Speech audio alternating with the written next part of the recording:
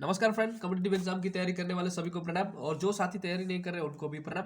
आज एक question set लाया हूँ। ये क्वेश्चन सेट आपका 20 से 25 क्वेश्चन का एक सेट है। ये सारे के सारे क्वेश्चन आपका जनरल नॉलेज बेस्ड है। ये किसी न किसी एग्जाम में पहले पूछा गया है ना। स्टेट लेवल हो, सेंट्रल लेवल, जो रिक्रूटमेंट बोर्ड है इनके द्वारा ये सारे क्वेश्चन आपको पूछा गया है एग्जाम में, है ना। और ये सारे क्वेश्चन आपके अपकमिंग एग्जामिनेशन के लिए बहुत इंपॉर्टेंट है। मेरा लक्ष्य ये है कि मेरे क्वेश्चन सेटों में से आप जौन सा भी एग्जाम दो उनमें से आपका 20 से 25 क्वेश्चन फंसे। और अगर आप ध्यान से सारे क्वेश्चन करके जाएंगे आपको 20 से 25 क्वेश्चन मेरे सेट में से मिल जाएंगे, है ना। चलो देरी ना करते शुरू करते हैं। पहला क्वेश्चन इस तरह से बोला गया है। पहला क्वेश्चन बोल रहा है कि the Santosh trophy is related to which of the following sport. जो संतोष ट्रॉफी है निम्नलिखित में से किस खेल से संबंधित है। संतोष ट्रॉफी किस खेल से संबंधित है। आपका ऑप्शन नंबर ए में दिया है हॉकी, ऑप्शन नंबर बी में दिया है आपका फुटबॉल, ऑप्शन नंबर सी में दिया है बास्केटबॉल, ऑप्शन नंबर डी में दिया है कबड्डी। जो संतोष ट्रॉफी है, संतोष ट्रॉफी किस खेल से संबंधित है। इसका सही उत्तर होगा friends option number B, football, है ना। फुटबॉल से और एक ट्रॉफी के बारे में आपको एग्जाम में पूछा जाता है, ये डूरंड कप। डूरंड कप भी आपका फुटबॉल से संबंधित है, याद रखिएगा। कभी कभी बोल देगा कि डूरंड कप किस खेल से संबंधित है, तो आपको याद रखना चाहिए कि वो फुटबॉल से संबंधित है। चलिए क्वेश्चन नंबर सेकंड पर। क्वेश्चन नंबर सेकंड बोलेंगे कि the word dolphin kick is associated with which sport. जो डॉल्फिन किक शब्द है वो किस खेल से आपका संबंधित है। आपका ऑप्शन नंबर ए में दिया है फुटबॉल, ऑप्शन नंबर बी में दिया है आपका स्विमिंग, ऑप्शन नंबर सी में दिया है कबड्डी, ऑप्शन नंबर डी में दिया है किक बॉक्सिंग। जो डॉल्फिन किक है ये किस खेल से संबंधित है। इसका सही उत्तर होगा friends option number B, swimming से संबंधित है क्या डॉल्फिन किक। चलिए क्वेश्चन नंबर थर्ड पर। क्वेश्चन नंबर थर्ड बोलेंगे कि a century is not enough पुस्तक के लेखक कौन है। Who wrote the book a century is not enough. A century is not enough एक बुक है जिसको किस भारतीय ने लिखा है। आपका ऑप्शन नंबर ए में दिया Sourav Ganguly, option number B में दिया Kapil Dev, option number C में दिया Rahul Dravid, option number D में दिया नन ऑफ दिस अबव। तो a century is not enough किसने लिखा है। इसका सही उत्तर होगा friends option number A, Sourav Ganguly, जिन्हें हम दादा के नाम से जानते हैं, उन्होंने ही ये बुक लिखा था a century is not enough. चलिए क्वेश्चन नंबर 4 पर। क्वेश्चन नंबर 4 हमसे इस तरह से बोल रहा है द माउंटेन रेंज जो Gurushikhar is located in which of the following mountain range, है ना। इसका दूसरा टाइप का क्वेश्चन इस तरह से भी पूछ सकता है आपका एग्जाम में। बोला गया कि in which mountain range will you find the Gurushikhar pick.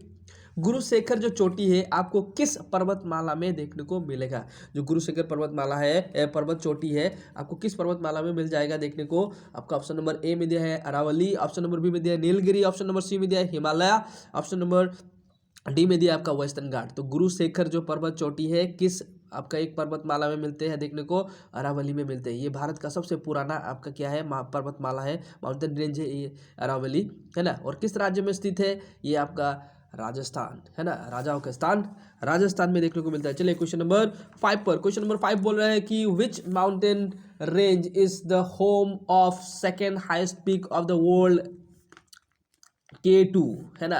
कौन सी पर्वतमाला को दुनिया के दूसरी पर्वत चोटी K2 का घर कहा जाता है। जो K2 है जिसका और एक नाम है गॉडविन ऑस्टिन, है ना, दुनिया का सेकंड जो माउंटेन पीक है ना, वो किस एक पर्वतमाला में सिचुएटेड है। आपका ऑप्शन नंबर ए में दिया है नीलगिरी, ऑप्शन नंबर बी में दिया east Karakoram range, option number C में दिया है Aravalli range, option number D में दिया है वेस्टर्न घाट। तो किस एक पर्वतमाला में आपको सेकंड जो वर्ल्ड हाईएस्ट पीक जो है सेकंड K2 देखने को मिलेगा। इसका सही उत्तर होगा आपका option number B, east Karakoram range, जो वर्तमान में POK में है। पाकिस्तान इस पर कब्जा करके बैठा हुआ है। इसका दूसरा नाम गॉडविन ऑस्टिन है। ये आपका पाकिस्तान में वर्तमान सिचुएटेड है ना। बहुत जल्दी हमारे देश का पार्ट होगा, भारत का ये हिस्सा बनेगा, ये आशा रखता हूँ। चलिए क्वेश्चन नंबर 6 पर। क्वेश्चन नंबर 6 बोल रहे कि LAC line of actual control is an effective border between India and dash.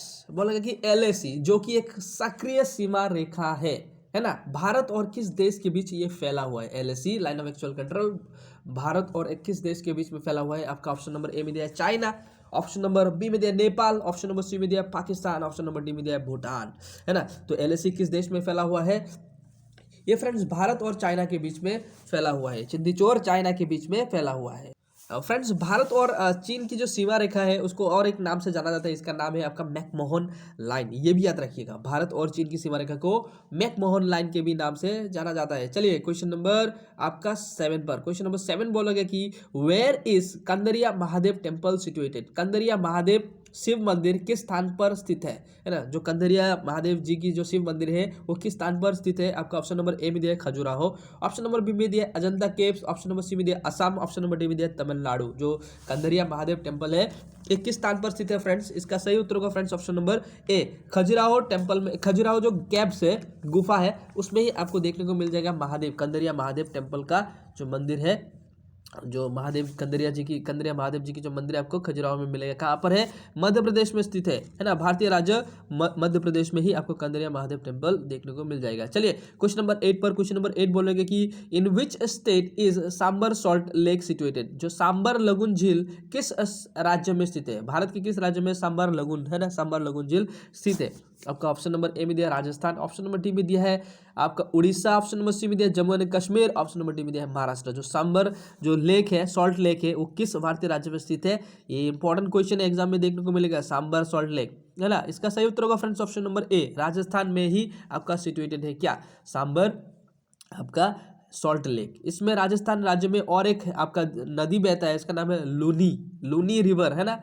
Luni river भी आपका राजस्थान के थार रेगिस्तान में विलीन हो जाता है, वो भी राजस्थान का एक रिवर है। आपको पूछ लेगा कभी कभी लूनी रिवर कहाँ बहती है, ये राजस्थान में बहती है। चलिए क्वेश्चन नंबर 9 पर, क्वेश्चन नंबर 9 हमसे इस तरह से बोल रहे हैं कि in which state is Buxa national park situated. बोला कि बुक्सा जो राष्ट्रीय उद्यान है किस भारतीय राज्य में स्थित है। बुक्सा राष्ट्रीय उद्यान किस भारतीय राज्य में स्थित है। आपका ऑप्शन नंबर ए में दिया है असम, ऑप्शन नंबर बी में दिया है आपका West Bengal, option number C में दिया है उड़ीसा, ऑप्शन नंबर डी में दिया है बिहार। तो बुक्सा नेशनल उद्यान, नेशनल जो पार्क है, राष्ट्रीय उद्यान किस भारतीय राज्य में स्थित है। इसका सही उत्तर होगा friends West Bengal, option number B, West Bengal में आपका बुक्सा राष्ट्रीय उद्यान स्थित है। चलिए क्वेश्चन नंबर 10 पर, क्वेश्चन नंबर 10 हमसे इस तरह से बोल रहे हैं कि विच of the following is not a good conductor of electricity. निम्नलिखित में से कौन सा एक विद्युत का एक सुचालित माध्यम नहीं है ना। निम्नलिखित जो पदार्थ दिया होगा उनमें से कौन सा एक पदार्थ है जो विद्युत का एक सुचालित माध्यम नहीं है।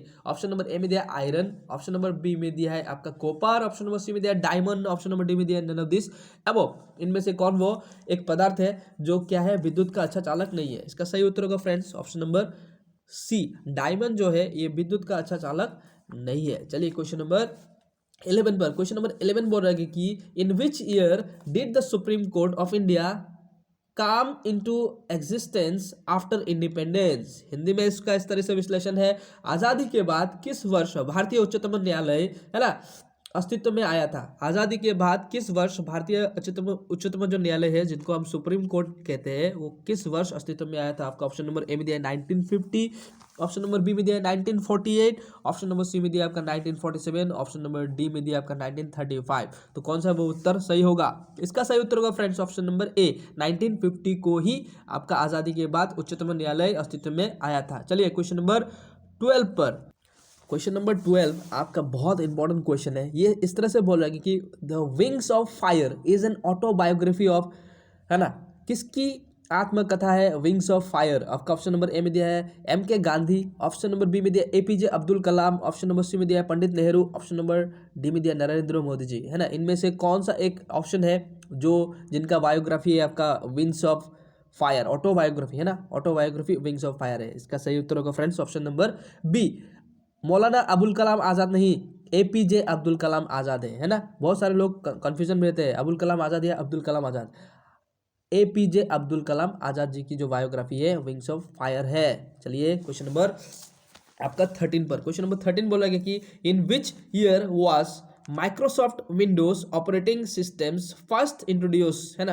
किस वर्ष माइक्रोसॉफ्ट विंडोज ऑपरेटिंग सिस्टम की पहली बार चालू किया गया था है ना। इस तरह से बोला गया कि किस वर्ष माइक्रोसॉफ्ट जो विंडोज है उसका ऑपरेटिंग सिस्टम को पहली बार चालू किया गया था। माइक्रोसॉफ्ट जो विंडोज का ऑपरेटिंग सिस्टम किस बार चालू किया गया था। ऑप्शन नंबर ए में दिया 1985, ऑप्शन नंबर बी में दिया 1980, ऑप्शन नंबर सी में दिया 1987, ऑप्शन नंबर डी में दिया 1999। तो किस वर्ष इसका सही उत्तर होगा ऑप्शन नंबर ए 1985 को ही माइक्रोसॉफ्ट विंडोज ऑपरेटिंग सिस्टम की पहली बार चालू किया गया था, पहली बार उसको इंट्रोड्यूस किया गया था या चालू किया गया था। चलिए क्वेश्चन नंबर 14 पर, क्वेश्चन नंबर 14 बोलेगा कि which state of India has accorded industry status to sports, है ना, किस भारतीय राज्य को भारत की खेल उद्योग का दर्जा दिया गया है? कौन सा भारतीय राज्य है जिसको खेल उद्योग, है ना, स्पोर्ट्स इंडस्ट्री का दर्जा दिया है इंडिया का? इसका सही उत्तर होगा आपका ऑप्शन नंबर ए में दिया है असम, ऑप्शन नंबर बी में दिया है केरल, ऑप्शन नंबर सी में दिया है मिजोरम, ऑप्शन नंबर डी में दिया है आपका हरियाणा। तो इसका सही उत्तर क्या है फ्रेंड्स? इसका सही उत्तर होगा friends option number C, Mizoram को ही स्पोर्ट इंडस्ट्री ऑफ इंडिया के नाम से जाना जाता है। याद रखिएगा, ये क्वेश्चन ही इस तरह से बोलेगा कि which state is known as the sport industry of India, इस तरह से पूछा गया है इनडायरेक्टली, है ना। तो इसका सही उत्तर होगा मिजोरम, मिजोरम को ही स्पोर्ट इंडस्ट्री ऑफ इंडिया के नाम से जाना जाता है। चलिए क्वेश्चन नंबर 15 पे चलते हैं। क्वेश्चन नंबर 15 इस तरह से बोल रहे हैं friends, in which articles of the constitution of India is right to property mention, भारतीय संविधान के किस अनुच्छेद में संपत्ति के अधिकार का वर्णन मिलता है? भारतीय संविधान का किस अनुच्छेद में संपत्ति के अधिकार का वर्णन मिलता है? आपका ऑप्शन नंबर ए में दिया है आर्टिकल 300A, आपका ऑप्शन नंबर बी में दिया आर्टिकल 19, ऑप्शन नंबर सी में दिया आपका आर्टिकल 31, आपका ऑप्शन नंबर डी में दिया आर्टिकल 60। इसका सही उत्तर क्या होगा? किस एक आर्टिकल में आपको राइट टू प्रॉपर्टी के बारे में मेंशन मिलता है? इसका सही उत्तर होगा फ्रेंड्स ऑप्शन नंबर आपका क्या है? ए, आर्टिकल नंबर 300A में ही आपको राइट टू प्रॉपर्टी के बारे में देखने को मिलेगा अभी, है ना। पहले फ्रेंड्स ये एक फंडामेंटल राइट्स था, 44 अमेंडमेंट होता है 1978 में, उसके बाद इसको फंडामेंटल राइट से हटा देते हैं, उसको लीगल राइट बना देते हैं और 300A आर्टिकल में इंक्लूड कर दिया जाता है। याद रखिएगा, पहले ये आर्टिकल 31 के अंडर आता था, उसके बाद 44 अमेंडमेंट होता है 1978 को और उसको फंडामेंटल राइट से हटाकर एक लीगल राइट बना देते हैं। ठीक है, किस में डालते हैं? आर्टिकल 300A में डाल दिया जाता है। चलिए क्वेश्चन नंबर 16 पर, क्वेश्चन नंबर 16 बोलेगा कि the first press in Assam was start at, Assam का पहला प्रेस जो है ना, संवाद माध्यम प्रेस, कहाँ से चालू किया गया था? असम का जो पहला प्रेस था वो कहाँ से चालू किया गया था? आपका ऑप्शन नंबर ए में दिया जोरहाट, ऑप्शन नंबर बी में दिया गुवाहाटी, ऑप्शन नंबर सी में दिया तेजपुर, ऑप्शन नंबर डी में दिया डिब्रूगढ़। तो असम का जो पहला जो प्रेस था कहाँ से चालू किया गया था? इसका सही उत्तर होगा ऑप्शन नंबर क्या? डी फॉर डिब्रूगढ़, डिब्रूगढ़ से ही असम का पहला क्या प्रेस चालू किया गया था। चलिए क्वेश्चन नंबर 17 पर, क्वेश्चन नंबर 17 बोलेंगे कि who build the stone bridge over the river Namdang, Namdang नदी के ऊपर पत्थर का जो पोल है या पुल, पत्थर का ब्रिज या पुल किस राजा ने बनाया था? एक रिवर है नामदांग, उनके ऊपर एक पत्थर का ब्रिज बनाया था, वो किस राजा ने बनाया था? आपका ऑप्शन नंबर ए में दिया Shiv Singh, option number B में दिया आपका Gaudadhar Singh, option number C में दिया आपका रुद्र सिंह द ग्रेट, है ना, ऑप्शन नंबर डी में दिया आपका पुरंदर सिंह। तो इनमें से कौन वो राजा था जिन्होंने नामदांग नदी के ऊपर पत्थर का ब्रिज बनाया था? इसका ऑप्शन नंबर सी सही है, रुद्र सिंह, है ना, जिनको शिवाजी ऑफ नॉर्थ ईस्ट भी कहा जाता है ना। रुद्र सिंह जी को ये खिताब हासिल है कि उन्होंने ही नामदांग नदी के ऊपर पत्थर का एक पुल बनाया है। चलिए क्वेश्चन नंबर 18 पर, क्वेश्चन नंबर 18 बोल रहे हैं कि the national highway 44 connects Meghalaya border to which, है ना, राष्ट्रीय जो घाई पथ है 44 मेघालय की सीमा को किस भारतीय राज्य से जोड़ता है? राष्ट्रीय जो घाई पथ 44 है ये मेघालय की सीमा को किस भारतीय राज्य से जोड़ता है? आपका ऑप्शन नंबर ए में दिया है नागालैंड, ऑप्शन नंबर बी में दिया Arunachal Pradesh, option number C में दिया है त्रिपुरा, ऑप्शन नंबर डी में दिया है मिजोरम। जो राष्ट्रीय घाई पथ 44 है, नेशनल हाईवे 44, ये मेघालय को किस भारतीय राज्य की सीमा के साथ जोड़ते हैं? इसका ऑप्शन नंबर सी सही है, त्रिपुरा के साथ जोड़ता है ना। राष्ट्रीय जो नेशनल हाईवे जो 44 है या राष्ट्रीय घाई पथ जो 44 है ये आपका मेघालय को त्रिपुरा से जोड़ता है। चलिए क्वेश्चन नंबर आपका 19 पर, क्वेश्चन नंबर 19 हमसे इस तरह से बोल रहे हैं फ्रेंड्स, बोल रहे हैं कि which city is known as the cultural capital of Assam, इनमें से किस शहर को असम के सांस्कृतिक राजधानी के रूप में जाना जाता है? असम के जो राज्य है इनमें से कौन वो ऑप्शन सही होगा जिनको सांस्कृतिक राजधानी के रूप में जाना जाता है? ऑप्शन नंबर ए में दिया है जोरहाट, ऑप्शन नंबर बी में दिया है माजुली, ऑप्शन नंबर सी में दिया है बरपेटा, ऑप्शन नंबर डी में दिया है आपका शिवसागर। इनमें से कौन वो ऑप्शन सही है जिनको असम का क्या सांस्कृतिक राजधानी के रूप से जाना जाता है, नाम से जाना जाता है ना? इसका ऑप्शन नंबर ए सही है, जोरहाट को असम का कल्चरल कैपिटल के रूप में जाना जाता है। याद रखिएगा, जोरहाट को असम का कैपिटल, कल्चरल कैपिटल के रूप में जाना जाता है, और माजुली को सत्र नगरी के नाम से जाना जाता है ना फ्रेंड्स। चलिए क्वेश्चन नंबर 20 पर, क्वेश्चन नंबर 20 बोलते हैं which one is the highest mountain peak in Assam. बाप रे, इनमें से कौन सा एक असम का सबसे ऊंचा पर्वत चोटी है। नीचे जो ऑप्शन दिया है इनमें से कौन एक है जो असम का सबसे ऊंचा पर्वत चोटी है। आपका ऑप्शन नंबर ए में दिया आपका Nilachal peak, option number B में दिया लाइके पिक, ऑप्शन नंबर सी में दिया आपका Patkai peak, option number D में दिया आपका क्या है कांदोली पिक। इनमें से कौन सा एक पिक है जिसको असम का सबसे ऊंचा है ना पर्वत चोटी का दर्जा प्राप्त है। इसका ऑप्शन नंबर बी सही है फ्रेंड्स। लाइके जो माउंटेन पिक है ना, इसको ही असम का सबसे ऊंचा आपका क्या पर्वत चोटी का दर्जा हासिल है। ये बराइल रेंज में है, याद रखिएगा। चलिए क्वेश्चन नंबर 21 पर, क्वेश्चन नंबर 21 बोलेगा कि विच of the following Indian states does not share the boundary with Myanmar. इनमें से कौन सा एक भारत का राज्य है जो म्यांमार के साथ अपनी सीमा साझा नहीं करता। म्यांमार के साथ कौन अपना सीमा साझा नहीं करता है। 4 ऑप्शन दिया गया, इनमें से कौन एक स्टेट सही है ना। आपका ऑप्शन नंबर ए में दिया असम, ऑप्शन नंबर बी में दिया Arunachal Pradesh, option number C में दिया मणिपुर, ऑप्शन नंबर डी में दिया मिजोरम। ये क्वेश्चन भी प्रीवियस ईयर क्वेश्चन है और असम में ही पूछा गया था किसी एग्जाम में, मैंने देखा था। चलिए इसका सही उत्तर होगा option number A Assam. Assam ही वो राज्य है जिसकी सीमा म्यांमार के साथ टच नहीं होता है ना। यही पूछा है इनमें से कौन सा एक स्टेट है जिसकी सीमा म्यांमार के साथ नहीं लगता है, ये होगा असम है ना। बाकी अरुणाचल प्रदेश, मणिपुर, मिजोरम, इनकी सीमा आपका म्यांमार के साथ लगता है। चलिए क्वेश्चन नंबर 22 पर, क्वेश्चन नंबर 22 हमसे इस तरह से बोल रहे हैं फ्रेंड्स, बोलेंगे कि 49 पैरेलल जो नॉर्थ लाइन है डिवाइड्स विच टू कंट्रीज है ना। जो 49 भी है ना, मतलब 49 भी समांतरिक उत्तरी रेखा किन 2 देश को बांटता है। जो 49 जो पैरेलल रेखा है वो किन 2 कंट्री को डिवाइड करता है। आपका ऑप्शन नंबर ए में दिया USA and Canada, option number B में दिया आपका north and south Korea, option number C में दिया है Iraq and Iran, option number D में दिया आपका इजराइल एंड सीरिया। जो 49 जो पैरेलल नॉर्थ लाइन है वो किस 2 कंट्री को डिवाइड करता है। इसका सही उत्तर होगा friends option number A, USA and Canada को ही 49 जो पैरेलल लाइन है अलग करता है। याद रखिएगा ये क्वेश्चन पूछता है 49 जो पैरेलल सीमा लाइन है वो किस 2 कंट्री को काटता है। आपका ये यूएसए एंड कनाडा। चलिए क्वेश्चन नंबर 23 पर, क्वेश्चन नंबर 23 हमसे इस तरह से बोलेगा कि which passes make way to the land road between Kailash and the Mansarovar है ना। कौन सी पर्वतीय दर्रा कैलाश मानसरोवर का रास्ता बनाता है। इनमें से कौन सा वो माउंटेन पासेस है जो कैलाश मानसरोवर जाने का रास्ता बनाता है। आपका मना पासेस, ऑप्शन नंबर बी में दिया आपका रोहताक्स पासेस, ऑप्शन नंबर सी में दिया आपका नाथुल्ला पासेस, ऑप्शन नंबर डी में दिया आपका बारालाचा पासेस। तो इनमें से वो कौन सा पासेस है जो मानसरोवर की रास्ता का निर्माण करता है। इसका सही उत्तर होगा फ्रेंड्स ऑप्शन नंबर ए, मना पासेस है ना, यही रास्ता बनता है किसका, कैलाश मानसरोवर जाने का। चलिए क्वेश्चन नंबर 24 पर, क्वेश्चन नंबर 24 बोल रहे हैं कि विच वायरस कॉज चिकन फॉक्स।